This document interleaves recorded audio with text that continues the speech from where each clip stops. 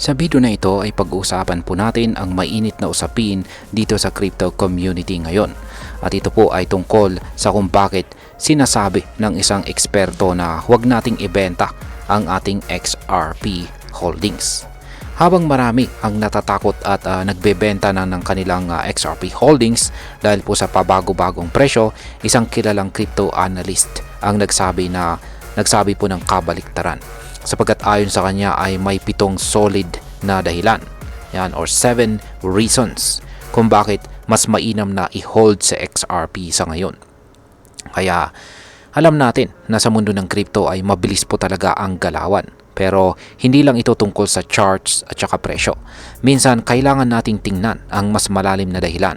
Yung mga developments sa likod ng project, yung mga partnerships, regulations at saka iba pa. Kaya kung ikaw po ay isang Pinoy crypto trader or investor ni XRP, siguraduhin tapusin mo po ang video na ito.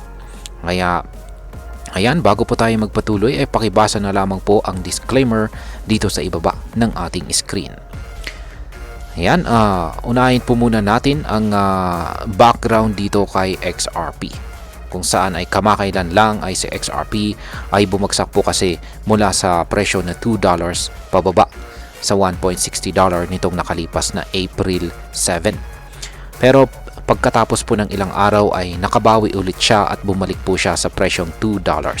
Sa ngayon ay gumagalaw pa rin po siya sa presyong ito.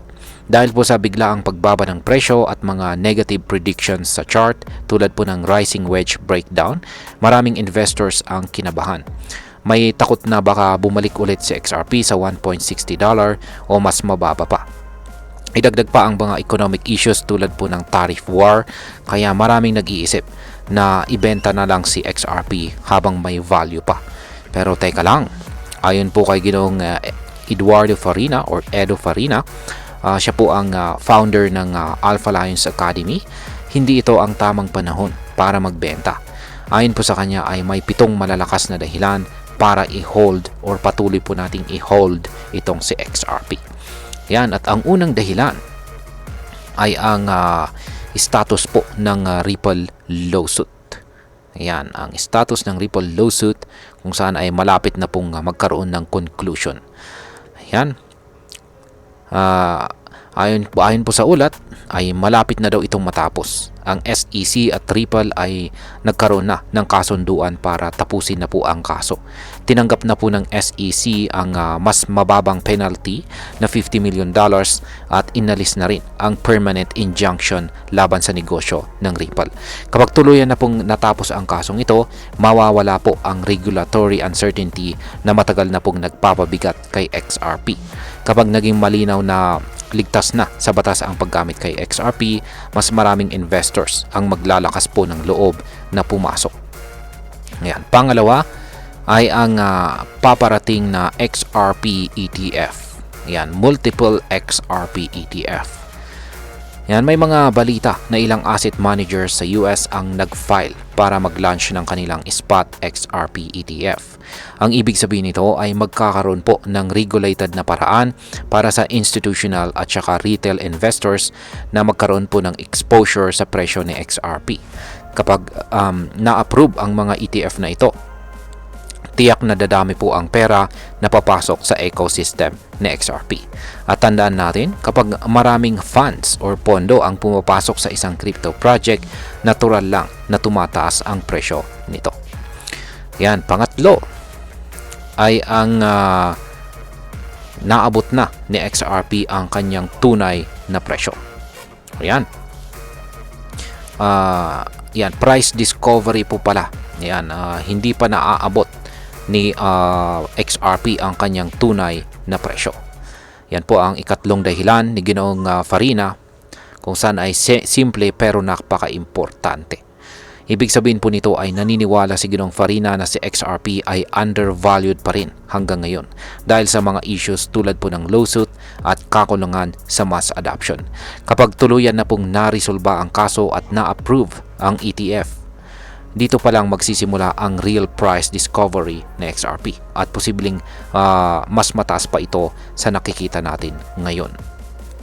Ayan, pang-apat ay ang tungkol naman dito sa regulatory clarity. Ayan. Abang sa ngayon, ang US ay gumagawa na ng hakbang para magbigay po ng regulatory clarity.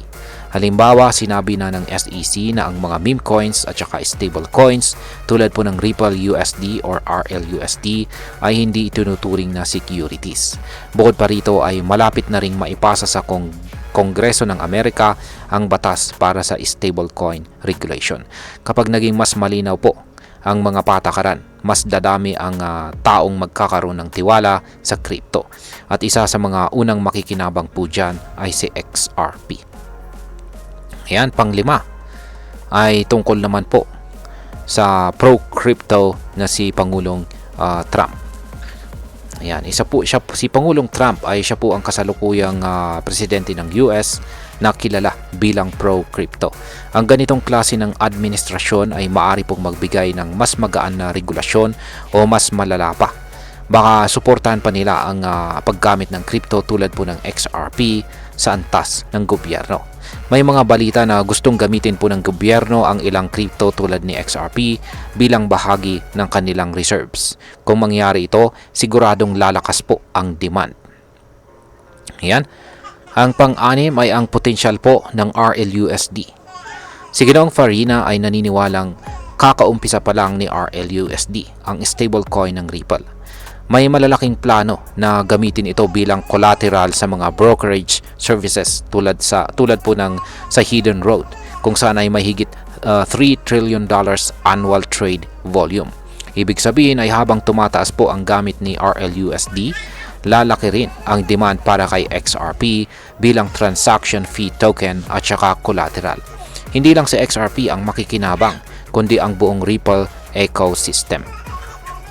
At ayan, ang pangpito or panghuli ay ang paparating na partnerships ni Ripple.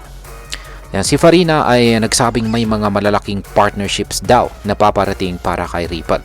Kapag natuloy po ito, posibleng gamitin si XRP para sa cross-border payments at saka settlements na siyang original na layunin ng project.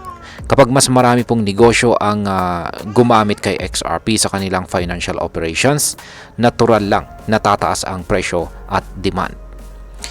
Ngayon ay pag-usapan po natin ang maaring maging epekto nito para sa atin bilang mga Pinoy crypto traders at investors ni XRP. Para sa atin dito sa Pilipinas ay napakalaki ng oportunidad. Kung tayo po ay nag-i-invest dito kay XRP, ang mga balitang ito ay pwede pong magsilbing positive signal para sa long-term strategy natin. Kapag tumama po ang forecast ni Ginoong Farina at sumipa pataas ang presyo ng XRP, tayo na matagal na pong nag-hold ay siya pong unang makikinabang dito. Bukod pa rito ay kung madagdagan pa ang paggamit kay XRP sa cross-border remittance at saka financial services, posibleng mas mapadali rin ang pagpapadala ng pera ng mga OFW at mas bumaba po ang transaction fees.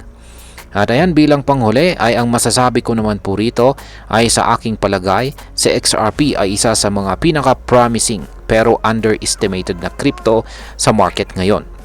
Hindi lang dahil sa presyo, kundi dahil po sa solid na technology sa likod nito at mga tunay na gamit sa mundo ng finance. Kung magiging maayos po ang takbo ng lawsuit, magtutuloy-tuloy ang mga partnerships at ma-approve ang ETF, walang duda, malaki po ang potensyal na umangat si XRP.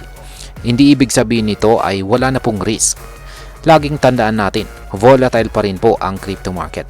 Pero kung long-term ang ating pag-iisip, at kaya nating tiisin ang ups and downs, sa XRP ay posibleng maging isa sa mga pinaka-rewarding na holdings natin sa hinaharap. At ayan, hanggang dito na lamang po tayo sa video na ito mga ka-crypto. Marami pong salamat sa panunood, ingat po tayo lagi at God bless po sa ating lahat.